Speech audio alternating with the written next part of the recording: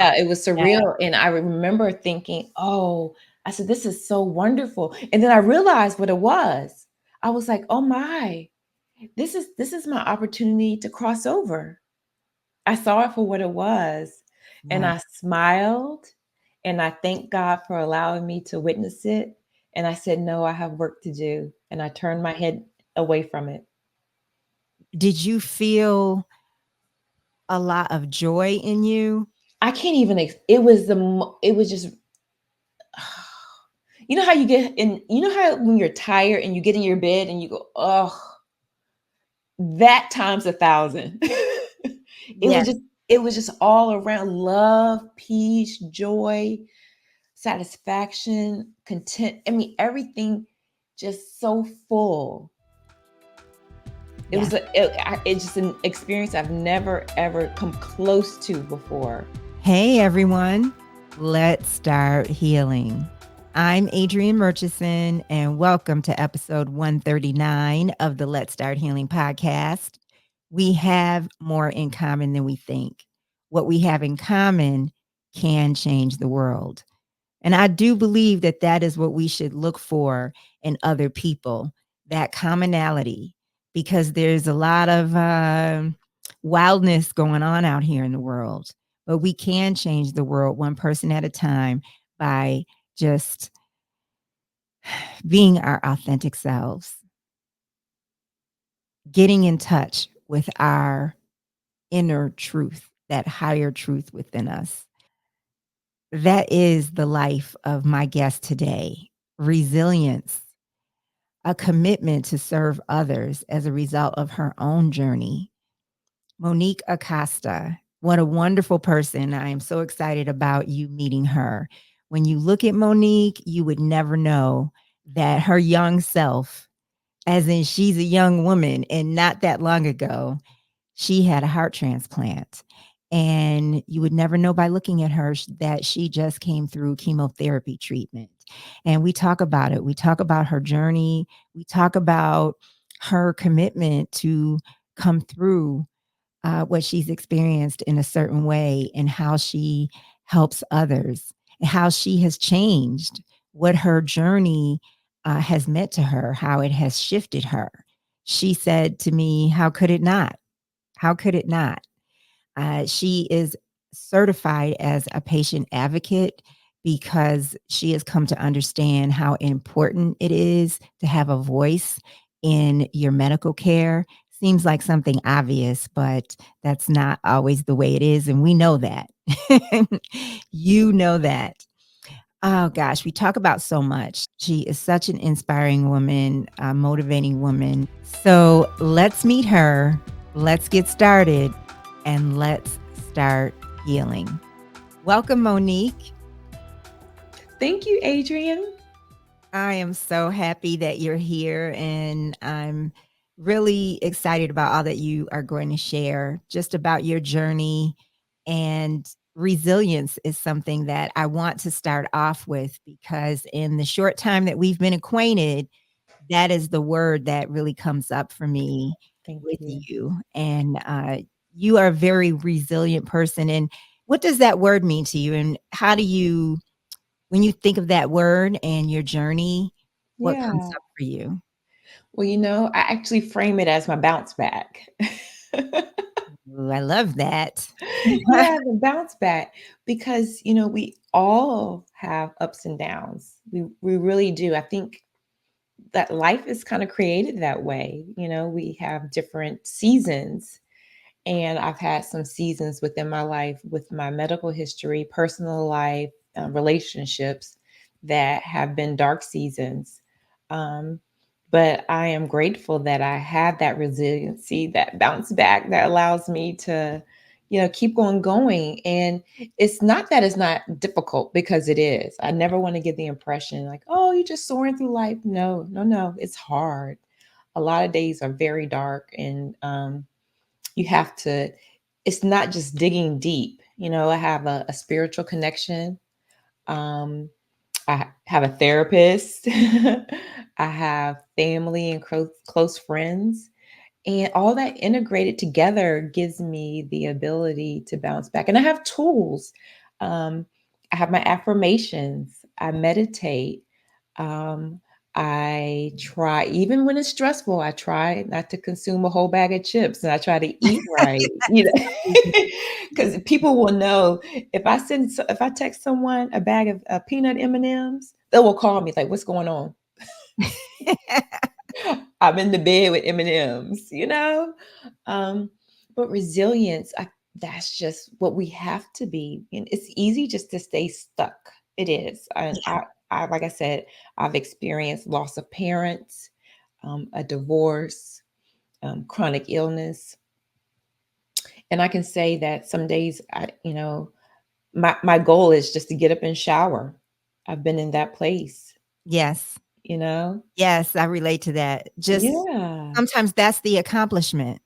that's it. That's the Like, "What accomplishment. did you do today?" I made it to the bathroom, I showered, I put on clean pajamas, and I got back in the bed, and I'm Ye okay with that. I used to always think, especially with the chronic disease, I have to be, doing something or making something or serving someone, Mhm. but my mental health sometimes requires for me to have that break. Now, so I want to go into a little bit, if you're willing to share right now, about your medical history. Now, right now, you are in a treatment, right? I just completed treatment, yes, And yes. that was chemotherapy treatment? Chemotherapy for, stage 2, it progressed to stage 3 non-Hodgkin's lymphoma. Mhm. Yeah. Wow. Cancer, the big C word. Yes. When were you diagnosed with that? Over a year ago, February 2023. So Mhm. it's been a journey. You look wonderful. Oh, thank Do you. I'm do you feeling feel good. you do feel good? Yeah. Wow. How was your treatment? Was it were you taking a pill? Were you going into a treatment center? That's a good question. So, I normally, I did what I tell people who ask me about patient advocacy. I got a second opinion. I got a diagnosis. I went to the healthcare facility that I normally get my treatment from, and then I went to another one, and that's where I end up having my treatments and my plan of care. So initially, the type of cancer that I have is directly related to solid organ transplant. So it's very, very rare. Like 5% of all organ transplant recipients have this. So they said, it's not a high burden of disease. We think we can just do it with immunotherapy. So I did 12 weeks of that, 12 rounds of that. What is that? Um, it is it's a one chemotherapy drug, just one. Um, and I did that every week on Fridays. And so then I had the weekend to recover. And I was pretty functional. Some days, right after it, I have a tremendous headache or nausea. But my symptoms were relatively mild, I would say. And that treatment, although it was able to mitigate 85% of the disease, it wasn't 100%. And so we needed to be 100%. So at that point, that's when I went and they decided to do, like they call it, the heavy chemotherapy, like the big dogs. And Wow. they said, you will be sick, you will be exhausted, you will lose your hair. And, they told me all of this up front. And what I was allowed to do was to have some time off to build my blood counts back up. So I went to Hawaii for a week in between, and then I started radiation on my birthday, Oh my. June of last year. Wow. How long was So that? what they told me was radiation was gonna be easy, and the actual process of radiation was easy. My body did not like it. It fought it, and it made me ill. And they were, the way the cancer, it progressed to my spine, and so that's where they had to do radiation. So I had some side effects. The second day after radiation, I couldn't walk. Mhm. I'm like, I can't walk. I was walking yesterday and Right. today I can't walk. And they were like, "Oh, yeah, that's rare, but it can happen." I was like, "I can't walk." Was it like your legs wouldn't hold up or you were super Yeah, yeah, I mean, it was so much pain, like, my leg was not functioning, and, it was a very surreal experience, and I'm like, "Okay, I'm getting treatment for cancer." That's when it was like, the what do I always call it? The Sixth Sense. In that movie, Bruce Willis doesn't realize he's a ghost. Yes. And then I was like, I didn't realize I was a cancer patient. Even though I had 3 months of treatment, I did not realize until then. I'm like, "Oh, this medication is affecting my body and my ability to care for myself." And so, I end up having, 6 rounds of chemotherapy over the course of, 5 months, and I had to have 8 blood transfusions within that time frame. So Wow. it was a pretty hard chemo. Was that planned? No. The transfusions were an emergency or what? Yeah, they were as a result of my blood dropping so low. And in the state of Virginia, um, we're under a not a state of emergency, but it's a very rigorous um, approach to giving blood. They you have to be very sick in order to be a blood recipient because they're so low. There are not enough donors. Really? Yeah, so for the mere fact that I was able to get 8 blood transfusions in less than 6 months is pretty miraculous. So you also had a heart transplant Yes. Yes, I will be before. celebrating my 7th year on, July, 19th. Yeah, Wow, it'll be 7 years since I had a life-saving heart transplant. incredible, incredible. And just share a little bit about that story that you were a freshman in college, right?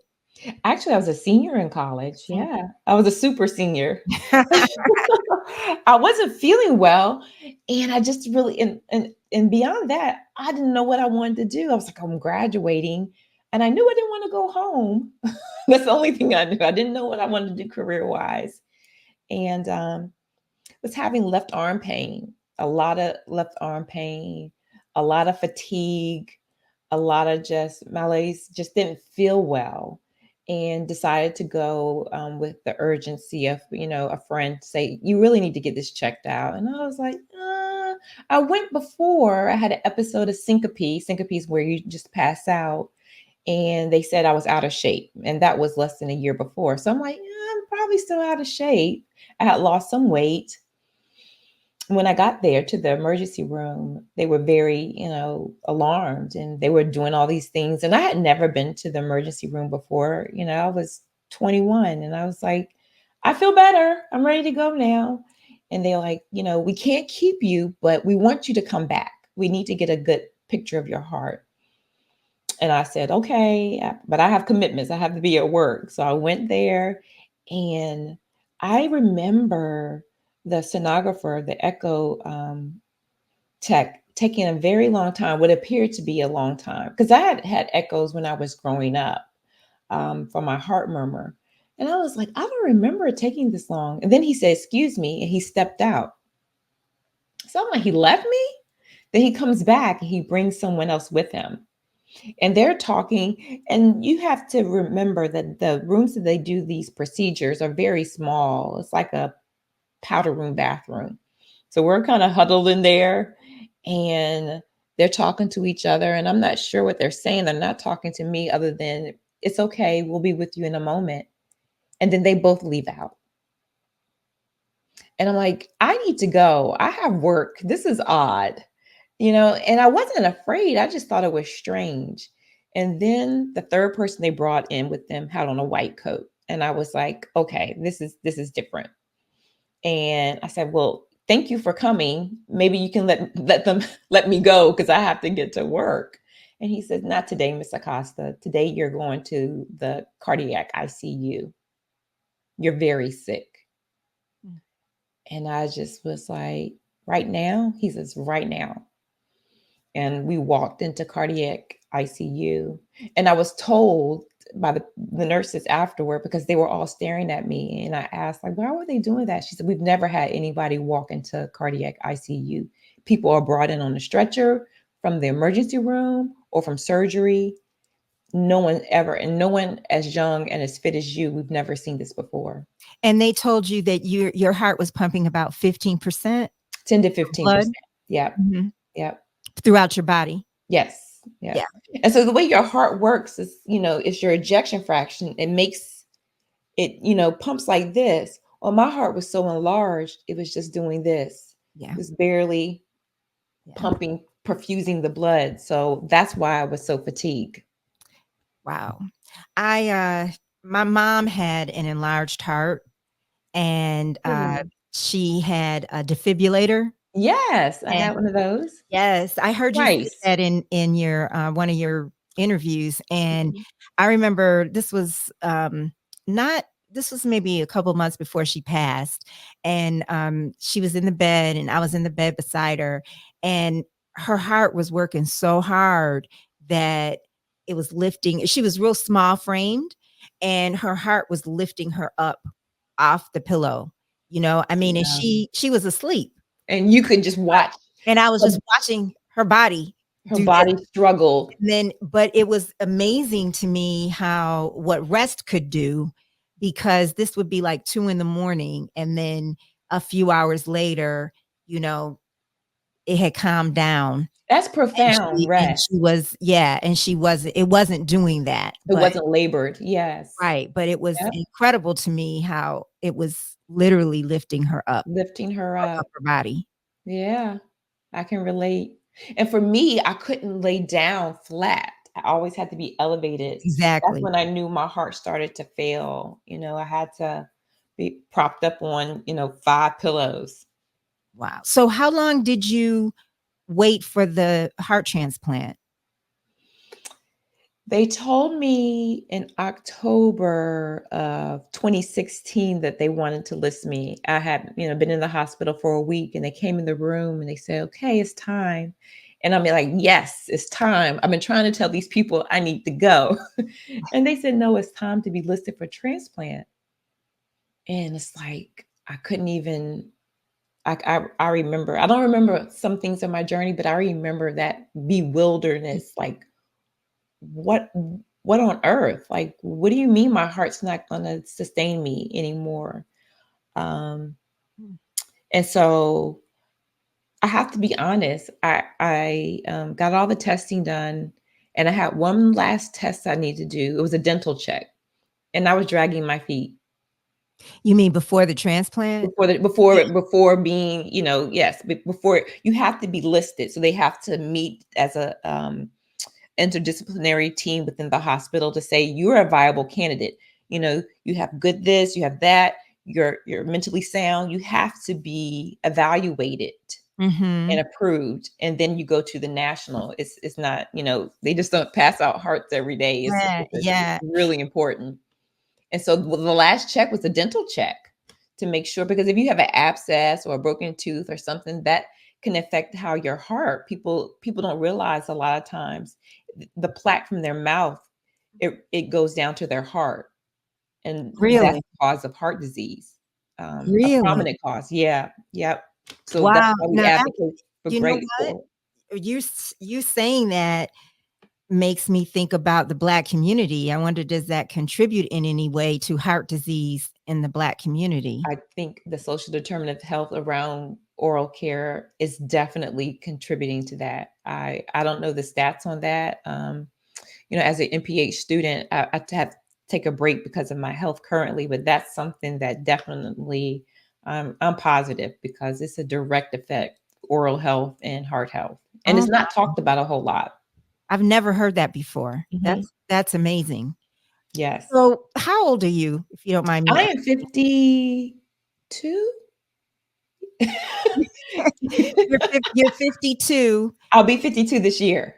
Okay, shortly. Yeah. I was about to say when your birthday is, but I won't. It's this month.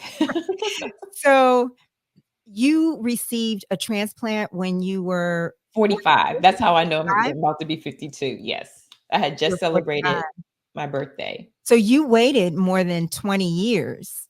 Yes, I was able to keep my native heart for that long. Amazing. And then the doctor said, "It's time. Your heart cannot Yes, I always tell people I continue." had my heart was too big. Yes. I believe that the heart is an incredible organ, and I asked you this before when we were on the phone, and, you said that I don't think that this quite applied, or was your experience, but I had heard, from watching Oprah actually years ago that, you can get a sense of another person when you receive their organs, like, you can get a sense of the donor when you You receive know, their I organs. Lisa is my donor, and I named my heart after her, my Lisa heart. And, sometimes she was a person of perseverance. She went through a lot. And I often would say, okay, Lisa, we need to get through this. Mhm. I connect with her. I do. Um, and she has three wonderful children, and they call me their heart mom. And it is not lost on me that three three people are without their mother, and I get to continue to parent my son. You know, I count it a miracle every day. that is a miracle, and you know what else I think is such a blessing is your spirit. Like, you have such a wonderful light spirit, and I know you already mentioned you have your dark days. This is not an easy, journey all the time, but someone else could have received her heart, and they would not have this lightness of being that you are, and I think Oh, that is thank you. such a blessing. Her family says that they're so grateful that, her daughter told me a story about having to check they didn't know if she was a registered organ donor, but they believed she was, and she had moved to another state, and they had to check the box for each organ. And she said she remembers, and I've never heard anyone else having to do this, but she said she remembers thinking, I hope a good person gets my mama's heart. I Wow. just every time it just I just don't even know, to have and her mother was a registered organ donor, and that's what she said. We knew our mama. We knew her. We made a hard choice, but we knew that's what she wanted. And I tell it's hard to talk about death. It's hard to talk about donating your organs, but it's so important. And I just hope that, my life and what I'm able to do in terms of community, is representative of that. Yes, I mean, it's another reminder that we're all connected for me. We Yeah. are really all But connected. I say my Lisa heart, and I was like, like days of like when I was sick a couple years ago, I was like, okay, Lisa, come on, we're gonna do this. Mm. And she was, 5 foot, I think -1. She was a petite, and I think I'm kind of tall. I'm 5'7". So yeah, I think that we have kindred spirit, Yeah. and I carry her with me. I carry her love with me, and her daughter says that she rocked many babies on her this heart. I think about that. Her children went to sleep on this heart. Her children went to sleep on this Yes. heartbeat. Yes. My son didn't go to sleep on this heartbeat. Her kids did. Wow. So sometimes I can feel my heart, like emotion in my heart. Like sometimes I feel like my heart hurts or my heart feels joy. Do you ever feel like that? Oh, absolutely. Absolutely. My heart was just overwhelmed just a little while ago thinking about her and her family and how they love me. That's Yeah. that's priceless. There's nothing that's said a part of the heart journey of the organ donation journey that they were going to love me. Mhm. They could have Absolutely. been very upset and bitter, and why you and my sister had to go and So did. until this came up with the cancer, were you doing pretty well between the time that well, you just received it in when you were 45, so Mhm. you were Yeah. diagnosed a year ago. So in between, were you feeling well? Yes, I had a really tough recovery initially. My heart failed at transplant, meaning that it stopped working. Um, but you know what? I talk about spirituality. Sorry about that. Um, I knew this was the heart for me. Yeah, I knew it was, and they were like, sometimes you have to be retransplanted, and I was like, nope, yeah. nope. This is the one. Right, This is right, the one, and right. I felt it, and I end up being in the hospital a total of 70 days. Really? Yeah, Were yeah. they talking to you about saying to you, the doctors, "Maybe this isn't the heart?"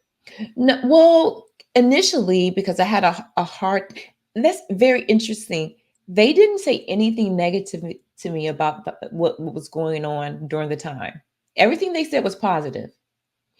"Oh, it's struggling. Oh, we're gonna help it out. Oh, this medicine." It was all framed as, and I didn't know how sick I was until one doctor, I think I had kind of challenged something he says, and he says, "Well, you almost didn't get off ECMO." I was like, "What do you mean?" He was What is like, "Yeah, ECMO? they almost they had trouble getting you off the table." And I was like, I had never heard any of this. So I started to investigate, what is he talking about? And they were like, well, yeah, your heart was transplanted and it pumped. And they said everyone cheered. And then all of a sudden it stopped. And the person was there was a witness. She was a resident student. And she said everyone went into action. She said, my doctor just went and repaired the problem. And she said, he just watched your heartbeat for 2 hours straight. Just watched him. Just watched me. I said, what did y'all do? Watch him.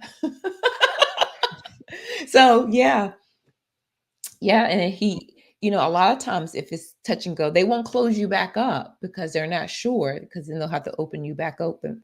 But they closed me up and I was able to recover. Yeah. So So recovery was difficult, but like I said, I'm here now. you sure are.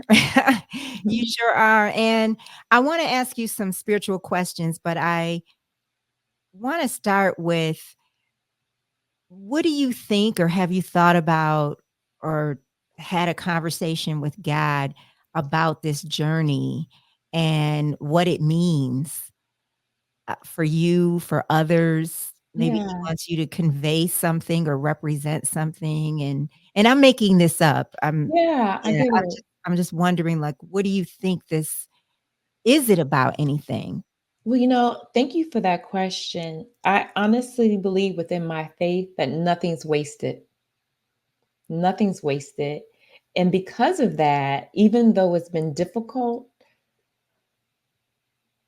my struggle has led to my passion for advocacy.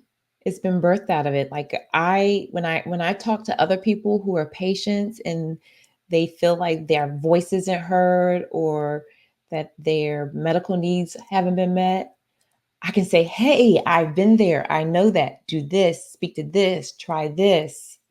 Um, and when I talk to God about like, what next? I've never asked why. That's just hasn't occurred to me to ask why. I always seem to ask what. What does this mean? Yeah. What is next? What can I do? Who is this for?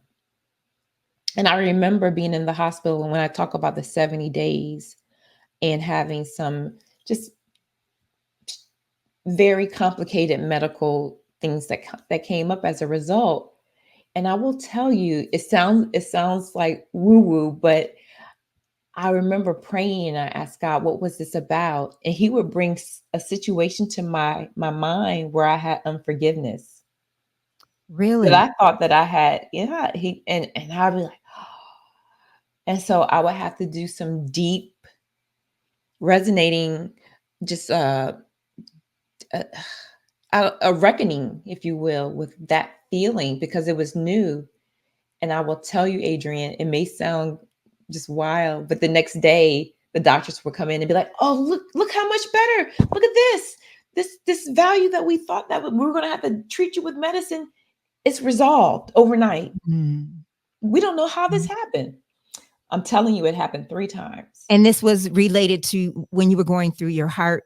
Yes, after my heart Yeah, transplant. yeah, Yeah, and it was yeah, unforgiveness. And I think about that, like I always thought I was a positive person, a forgiving person, yeah. but apparently there were some things that I needed to just let go, you know? And people say let go, let God, but you have to do the work. And I was in that quiet space and I realized I was holding some bitterness in my heart. And my Mhm. new heart didn't want to live there. Ooh, I love it. It's I because it's love it. me. It's part Yeah, of me. And yeah, I was, yeah. it's called rejection when your heart doesn't stay. Oh, that's deep. That's deep. And, I was thinking about this earlier today when I was thinking about my mom and I was thinking about you. And, and All I, of us. yeah, well, because the heart is something that is very, cancer, you know, um, hasn't been prevalent, in my family, but heart disease has been. Mhm. And so, with my mom, I remember when she was nearing the end of her life, we knew, she didn't have much time. And there was just it was hard, this is the person I love most in the world.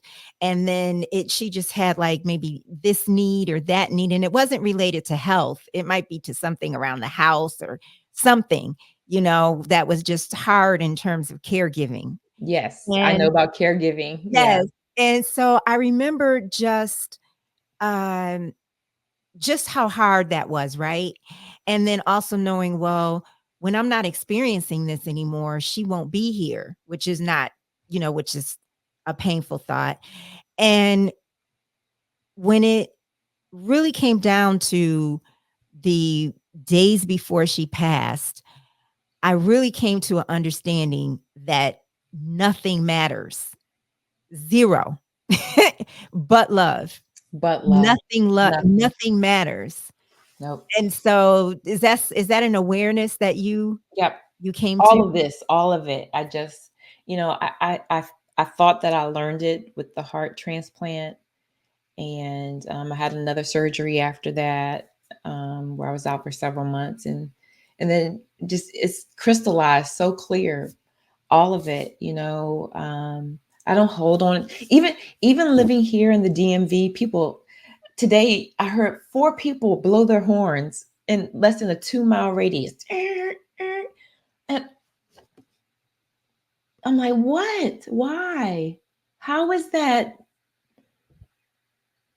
Who are you blowing your horn at? Is it someone older? Is it um, a Yeah, newcomer? I don't like to say immigrants, but I say newcomer population. I love Um, that. For me, newcomer, yeah, you just new. My neighbor, he says that I've only been in this country for 7 years. I was telling him about the HOA things. He's like, I don't know any of that. Newcomer, it's okay. Uh, it's like who my son when he was driving when he first got his light. Who are you beeping your horn? What is so? yeah. And I mean, in reality, I know it happens to me. Sometimes I call it I forget who I am. And, I might get snappy, I might get mad, but the truth is that's not who I am. That's We're not, all and love, and and that's all that that stuff matters. doesn't matter. Yeah, Only what you do for God really is going to matter at the end. That's the yeah, only thing that, that's going to show up. And if you're a person of, I'm of Christian faith, and so I believe that I'm going to see God and he's going to say, "Hey, what did you do with the gift I gave you? The gift of life I gave you? What did you do with yeah, it?" And I'm going to yeah. say, "I got mad at people on 95. I cussed out the Really? people at the grocery store because they were taking too long in the lane. Had to No, no. I want to be able to be a giver. That's my biggest desire. Yeah. Are there moments when you feel viscerally the presence of God? Yeah, yeah. Um, Happy moments and sad moments. I can think about, you know, mourning my mother. My mother was very close to me and we were very close, and I didn't expect her to die. She was ill, but I didn't expect to lose her at the age that she was. And I remember after 6 months of grieving very hard and not well, let's just put that out there, not well. Um, Having just over sense of, like, praying and just having almost just this complete calm come over me. Like I didn't have to worry about my mom. Like I'm worried for nothing. Why am I worried? Why am I so stressed out? Everything that she wanted me to have is already in me. She made sure of it. She made sure of it. And if there's anything that needs to be filled in, God's got the rest. That is I tell people, I don't tell a lot of people, but I, had an experience where I had a glimpse of the afterlife. you sure? And that was just so surreal. Like I remember I woke up feeling like, oh my goodness. What were the circumstances? What happened? Well, it was the day that I got my transplant, actually. And I was able to, tell my family bye and I love them. And my son walked me down the hallway and everybody was kind of crying. They're like, oh, so sweet. And so I got there and I said, today's my birthday. And I'm a very upbeat person. And they were like, what? I'm like, yeah, I'm getting a new heart. It's my birthday. It's my heart birthday. And they were like, oh yeah. And so they said, she says, well, I just want to let you know my name is Sadie and I'm going to take care of you. I'm like, Sadie? Whose name is Sadie? But my mom's name was Sadie. And I was like, that's very odd. And she just smiled. And then the other nurse tapped me and she says, well, I'm Adrian. And I'm like, no way. My brother's name is Adrian.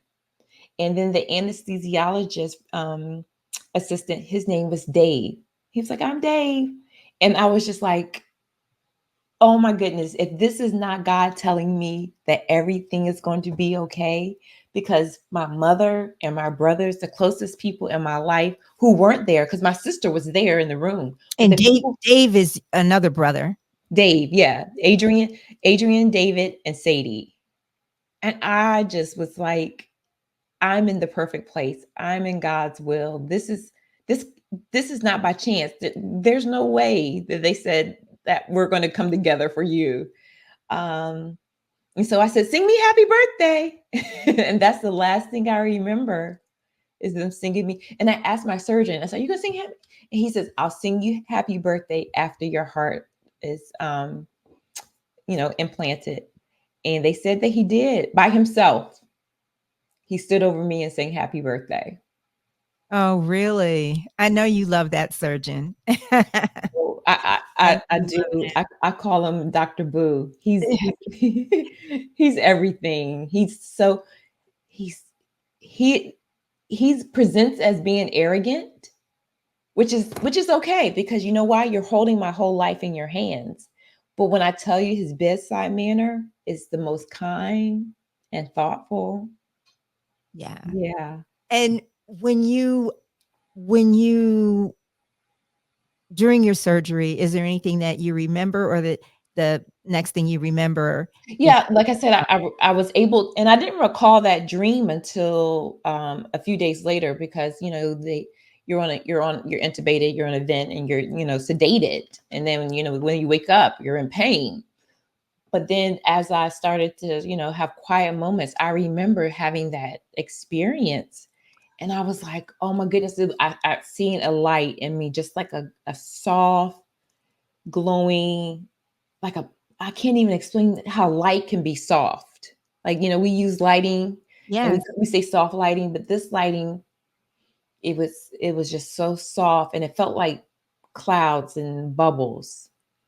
So that was an actual dream or experience that was Yes. not like it wasn't the actual nurse or anesthesiologist. No, This was no. your wow. Yeah, it was Yeah. surreal, and I remember thinking, "Oh," I said, "This is so wonderful," and then I realized what it was. I was like, "Oh my, this is my opportunity to cross over." I saw it for what it was, and Yeah. I smiled, and I thanked God for allowing me to witness it, and I said, "No, I have work to do," and I turned my head away from it. Did you feel a lot of joy in you? I can't even it was just how you get in how when you're tired and you get in your bed and you go, "Oh, that times 1,000." It was Yes. just it was just all around love, peace, joy, satisfaction, content. I mean, everything just so full. It Yeah. was it's just an experience I've never ever come close to before. Yeah. I've heard of that, and I'm sure that a lot of people have heard other people I doing researched it that. because I Yeah. was like, "What is this real?" Yeah, that is real, and I always think that it's such a thing to make that decision to come back. In fact, my mom and I used to talk about it like she was like, "She's gonna come back for me," but I don't know Oh, that I would come back, because yeah. that I my understanding of what you just described just seems hard to It resist. was, but I was just so grateful that I have been exposed to it. I Yeah, had so much gratitude, and I thought about that's what I said. I have stuff, I have work to do. right. Wow. And I didn't think, my thought was I would have thought about my son because I was a single mom. I didn't. I didn't think about that. I just thought about like, yeah, I have legacy to create. So do you feel like you are about to turn 53? 52. You're about to turn 52. Yes. But Get I'm grateful for yeah, every year. So I don't, get it right. I tell my age. I'm You're grateful. about to turn 52. Mhm. And aside from health, do you feel that you're a different person than Oh, you were at 42? absolutely. Absolutely. And people ask me that, do you feel different after transplant? And I try not to say it disrespectfully. I said, but I would be a fool not to be. When you have a second chance of life, when you've had the they told me it's the most biggest surgery, the major surgery that anyone can have because even when people are brain dead, they can live partial with the brain or this. You there's nothing you cannot live without a heart. No, you Cannot. cannot. Mm-mm. And yeah, I like I said, some of the vices I still have and I work on. I'm a procrastinator. And that's only because I work well under pressure. Yeah. But yeah, I feel like I give people grace Yeah. because I need so much of it. Yeah. I believe that my lens is different on life. Mhm. And here's the other thing, I recognize things about my character much from 42 to 52 much differently. For example, I'm getting work done on my house, and for lack of a better word, it has not been smooth. And as a project manager, I'm like, well, this is where you went wrong. This is where you and instead of doing the angry email, I'm just like, hey, can we do this? Have you considered this? I like to proceed this way. And I can be very direct without having to use my let me speak to your manager voice. I always tell people I've retired that voice. You give people more grace, A lot more grace. and you're more forgiving, as you mentioned earlier. Yeah. Yeah. Yeah. Are Because you I would go into the Sprint store and say, my phone not working. This is a Are problem. you are you more forgiving of yourself? I'm working on that. That's a great question. I know what I have learned to do is be careful of what I commit to. And I learned that after my mother's death, not trying to pile so many things, say yes, say yes, say yes, and realizing that no is a complete sentence. And I'm working on um, offering grace, more grace to myself. Yeah, It's a process, yeah, yeah. but I think that's holistic, right? The more that I love on me and do my self care, it comes out of that. Can you talk about I think I'm asking this because it is so real.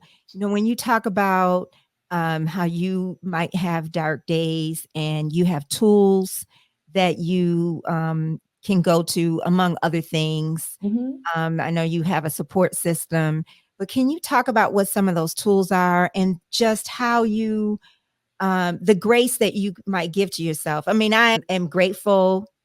I don't have any health issues as far as I know, but medically, and but I have my dark days, and Mhm. you know, it's a thing. You know, it's a choice.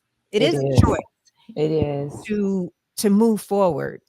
And so, can you speak to Yeah, and I think it goes back to your initial question about resilience, right? Having that choice to move forward. And tools, for example, at the risk of messing up my lighting, guess what I have on my desk? Affirmations. Can you see those? Oh, Probably no. not. Just a tad, but you can share some of them. Yeah. It says, I am a magnet for success. I am open to create. I am open to new creative possibilities. I am free to create the life I want. I deserve success in every aspect of my life. I stay connected to and guided by God. I am thankful for what I have and I am ready to receive more. My life is full of positive relationships, friendships, and fulfilling experiences. On my desk, Beautiful, have beautiful. to Yeah, remind myself who I am. Like you said, we forget who we are. absolutely, absolutely. So, Yeah. when you're experiencing a moment or, you know, a day or 2, you read your affirmations? Do you I have do, and I you go tell through myself, disappointment comes, but at this age, at 50, in my 30s, I could soak for a couple days. At 50, I give myself a couple hours. I have to reframe it. Like, right. yeah, I don't have that luxury of time. Mm. And I do experience a little bit of like I feel like I'm behind, like there's so much in my head that I want to do, but I know that I'm right on schedule. In the big scheme of things, I know that I'm right on schedule. And I know you do some public speaking, Yeah. and you do that for the American Heart Association in I do part? it for American Heart Association. I'm one of their Go Red Real Women. I do it on behalf of Women Heart, and they are the only female advocacy group for especially for women with heart disease. I do it for uh, uh, living Living Legacy, which is the local DMV organ transplant nonprofit, and I do it for small and large companies as a way of my expansion of my own LLC company. Yeah. And what Mhm. do you want people to know about your journey, and what do you want them to know if they are dealing with any illness? Yeah, I call myself, and I want people to call themselves their chief advocacy. I'm sorry, I'm a little tired today. Advocacy officer, chief advocacy officer. That's the title that you appoint yourself. Yeah. And that means that your health is your greatest wealth. I mean, that sounds so cliche, but coming from someone who's had 3 major surgeries, I know what that definitely Yeah. is. Yeah. And, I want people to know that it's okay to not feel well and to seek advice and get answers. Yeah. And if you meet a physician and they're not talking to you in a way that you understand and you ask them to explain it, you can ask them to explain it. If they don't, that's not the doctor for you. Right. I've had physicians that I've felt like their response wasn't for me. I've had to advocate for my son and had physicians that I felt as though not just what they say, but how they say it and what they do. And I want people to know that they're empowered to make that. It's not given to them. It's Mhm. something that they are endowed with. That you can ask. Exactly. Yeah. Exactly. Yeah, it's amazing. And I think it's because I feel that the health system has changed maybe even during since COVID, because I've had to deal with, doctors in a big way on behalf of family. Yep. So I'm finding that they're different. It seems different. How is it different to you? um, they don't seem to be doing as much. Access seems to be different. Yeah. And, it's very in it's just It it's is, and I it's definitely wanted to hear what you say. I didn't want to influence you, but especially, my concern is with people of color and African American community, and access is always an issue. And we find when we look at the studies, even people who have access, people who live here in the DMV, for example, Prince George's County is the richest county for African Americans in the United States. Their um, let's see, comorbidities in terms of their high blood pressure, diabetes rate is exactly the same as someone who's living in the South without the same access of care. And so then what do we do about that? Is it education? Is it information? Is it how they're interacting with their physicians? That lifestyle attributes someone to have more income, but they're on the go. They're eating in their car. They're taking the kids around. It's different. And then there are people in the South who don't have. They have no food deserts. They don't have access. You think about there's a McDonald's or a Wendy's or a Popeyes on every corner. There's no Yeah. fresh fruit and vegetables, and it's cheaper. It's cheaper to get five. You know, it just have to call it what it is. You can get $5 and be satisfied, and then you can go to the grocery store and just get Yeah. a I think cabbage and some vegetables, and it's yes, I completely agree. I think that a lot of it is it's a combination. I think part of it is cultural, especially men in the Black community, a lot older men yep, especially don't like to go to the doctor, and so that can cause a problem, and then that against a medical system that may be changed or biased makes it worse, because you do have to advocate for yourself. You do have to ask questions, and things have to make sense. they So have to make sense. if the doctor says something that doesn't make sense, we can't just let that go, and because that could be about life and death. That can allow something that could be treated to be prolonged and become something that it's too late to treat. It's too late, and you think about that the prostate cancer rate would it went up like 25% in the pandemic for Black men because they weren't going to their appointments. Right. And, you mentioned something that made me think about an experience I had at the local drugstore where older African American gentleman was picking up his prescriptions, and he was resource restricted, and so he asked him, "How much is this one? And how much is this one?" And he picked up just one, and he said, "I'll have to come back and get the next one." And I overheard what he was getting, and they were both heart medicines. Yes. It broke my heart. It broke my heart that he Yes. needs this medication and he's making life and death choices. We hear about people splitting pills.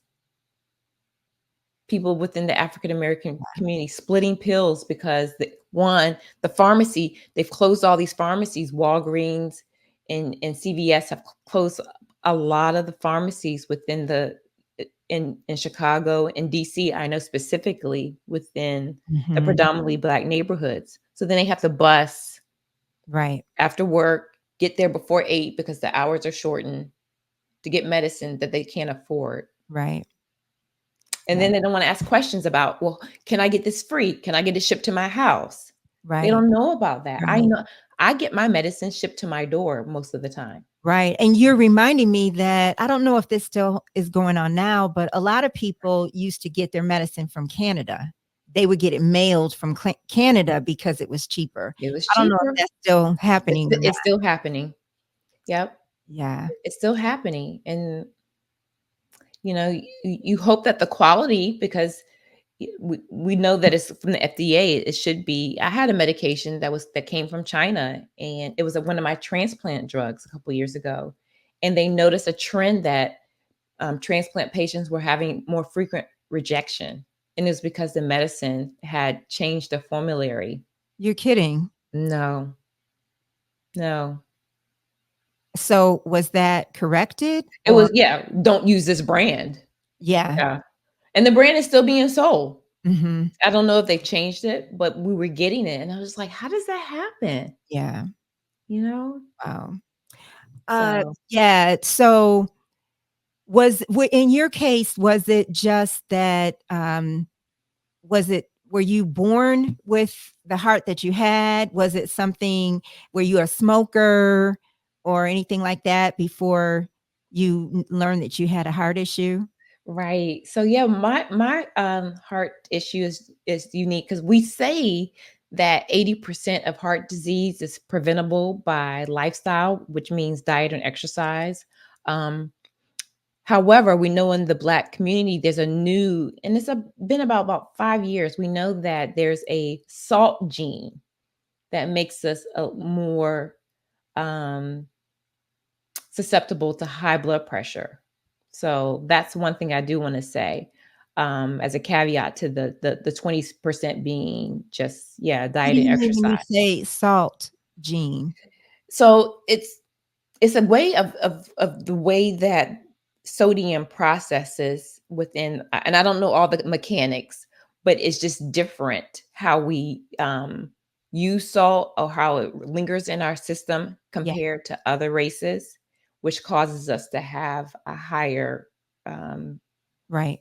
response and to our blood pressure. And we know that blood pressure is one of the key factors when we talk about cardiovascular disease. Mhm. It's and it's brain health as well, stroke and heart disease. I Right, mean, stroke, brain health is stroke, and then cardiovascular disease encompasses both of those. right. So yeah, Well but to answer your question, um, I was born with it, but I didn't know it. It didn't manifest until my early 20s. My mother, my biological mother, I speak about my mother, but she's my grandmother. My biological mother had the same heart disease, we believe, and she died at the age of 20, and I was 3. So her cause of death was um, fibrosis of the heart muscle, which means a deterioration of the heart muscle. And I had, at the time, I was diagnosed as idiopathic cardiomyopathy. So they're thinking that, and I did have genetic testing. It's not conclusive, but it's conclusive enough that, yeah, it's inherited. I hadn't, I had a regular childhood. I had a heart murmur, nothing to be worried about. And I was young. mhm.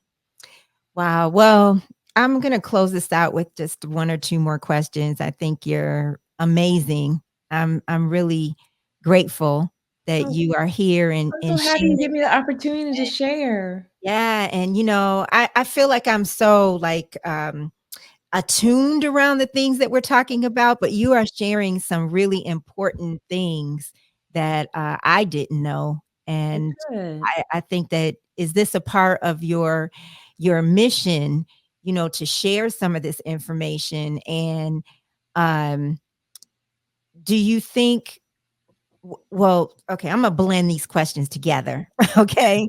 Okay, I can keep up. Let me see. What do you think God is calling you to do, um, for others? And, do you see yourself and actually before this, I wanted you to describe your relationship with God, and I'm wondering if you see yourself as a healer or a seeker?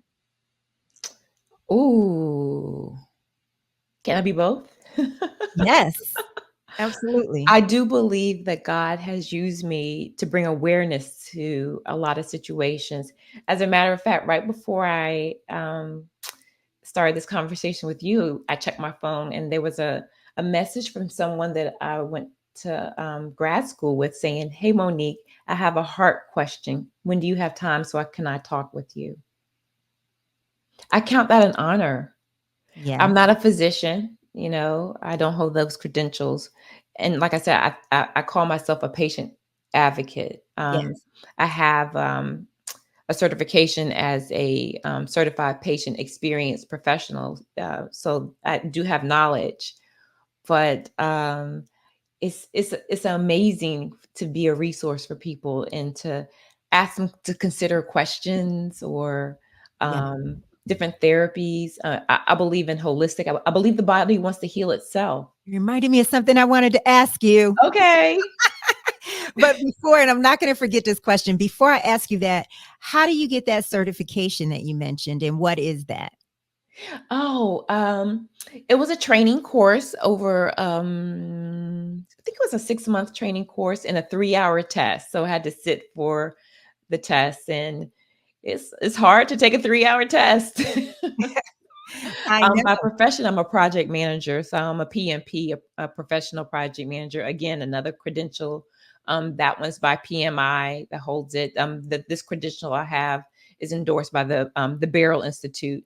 So just understanding the patient experience, understanding the patient journey, from Medicare, from hospital, what they're supposed to do in terms of mediation, just being able to help a patient navigate through healthcare because it can be frustrating, it Right. can be confusing, daunting, Yeah. um, and even the best, like my journey, I've had the best of the best, but I still come prepared with questions. Right. I can't leave my health to them. Were you in I know you work in the nonprofit arena. Were you in that arena before that? Oh, no, I started my career with the Fortune 50 company, big company, a lot of work, a lot of long hours, and, I transferred to nonprofit after doing consulting because I wanted to help more people. I just felt like that's what I wanted to do. Yeah, because you are what's glaring for me is you're a person of service. Thank So that's why I you. asked you that. So Yeah. this was a question I wanted to ask. Okay, you remembered it. Yeah.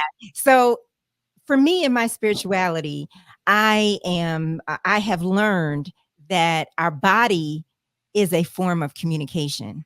Mm, And so my body informs me, so I know where my stress can go in my body. yes. I'm very much in tune with if something isn't right, how I'm affected by something. I was just talking to my boyfriend about how I'm affected if I don't take my vitamin. If I don't take my daily vitamin, I know how that is going to affect my body. I'm going to feel a certain way physically. That's wonderful that you have sensitivity to that. A lot of people aren't sensitive to their body that way. That's really fortunate that you are. That speaks a lot about how you're connected. Yeah, thank you, thank you, and that's why I'm asking you if you have found your body to be a form of communication for you. Absolutely. I'll give you an example. I also am a fibromyalgia survivor, right? And so I was taking turmeric, and I was like, "Oh, it may work, it may not. I'm just taking it because they say it helps." I will tell you, one day I was like, I feel like the Tin Man. What is going on? And I realized that I had run out. 'Cause I make my little pill box every day, and I had missed it for 2 weeks, Oh, and I didn't know it. My body told me. Yes. My body told me, like, "What were you doing before? Get back on that, please." And I am sensitive. I like to go to acupuncture, and I remember the first time I went, I told my practitioner, Dr. Sung, he's awesome. If you're in DMV, he's the guy. Um, His name again? Sung Hong is his name. He's out of Chevy Chase. He's just excellent. Everyone I've sent him to raves about how good he is. I mean, really. And the first time I went to him, I was like, I felt this and I felt that. He was like, wow, you're so sensitive. Rarely do people say this, what you're saying. And so when I go, I feel substantially better. And even to the point, I took my son when he was in middle school and I said, well, just try it. And he was like, needles? And then when we left there, he says, Mom, does this make you feel less I was like, He said, I said, yes. He said, yeah, I know. I can tell now. He's Ooh, observant. Yeah, he could tell that I was different yeah. after going. Does it make you feel less Like, what's Yeah, yeah, I think I'm very in tune to my body and I know it. And sometimes we don't sleep well, we don't eat well. It shows up not just on our skin, it's easy to say that, or our eyes. It shows up in how you feel. For me, like you said, we all have stress points. Mine is my stomach. Mhm, My mhm. stomach will say, "This ain't it." Right. Like you might feel anxiety or ache or both or what? Within my stomach, poor digestion. Yeah, Mhm, mhm. and pain actually. Yeah. Mhm. Well, how can people get in touch with you if they wanna reach out to you for various reasons? Oh, wow, thank you. Well, they can email me, at Miss Monique Acosta at Gmail, and, I do have another platform, but I don't recall the name because it's brand new. I just set it up this week, so I'll have Oh. to. Oh, okay, okay. Because I Yeah. saw something that said it wasn't I know it was before this week. I thought it said, like, the Monique Acosta House. Did I see something? So that used to be my name was, Acosta House previously. Yeah, so Oh. it's just Acosta. Yeah. I Yep, thought that might yep. be like a house of healing or Oh, something. I love that. But no, I have a website, and it'll be coming up soon. It's called Wholeheartedly Care. Wholeheartedly. Yeah, that's my word because I think about Hmm. my passion for what I do and how I see people. It's with my whole heart. It's with my all in all. Yeah, I love it. I love it. Well, thank you so, so much. I really appreciate Thank you. I hope you come you. back on and we can do Oh, this this has again. been great. You asked some really insightful Oh, questions, and I thank you. appreciate you digging deep and making me think like, that's a good question. Yeah. I'm here for it though, because that's how we grow, right? Yes, absolutely. So thank you for helping me Thank grow. you. I hope that this helps people, especially in terms of, the importance of our health and speaking up for ourselves or getting somebody, an advocate Or to our loved by ones. our Yeah. side. Yeah, but I'm happy to, if you reach out to me for a consultation to help you, set up a path for yourself or your loved one because it's daunting navigating it, and I'm here to help. It really is. Thank you so much, Monique. I really appreciate you. Thank you so much, Adrienne. Thank you for joining us. Remember to subscribe to Let's Start Healing. Please share the podcast with at least one person you know. Until next time, let's start healing.